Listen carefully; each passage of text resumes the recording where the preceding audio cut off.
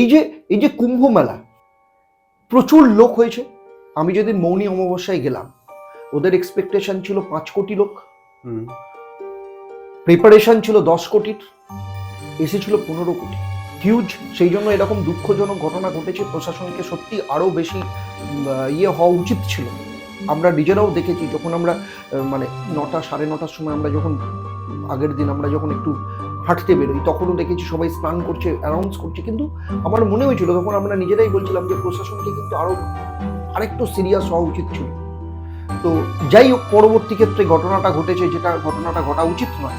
কিন্তু মহাকুম্ভ অনেক কিছু শিখিয়েছে, যেটা আমি বারবার বলি যে একটা কথা বলে না, লোকালয়ে বাঘ বেরিয়ে গেছে, লোকালয়ে হাতি বেরিয়ে গেছে। অ্যাকচুয়ালি এরা বেরোয় না, বা লোকালয়ে সাপ, বাড়িতে সাপ ঢুকে গেছে।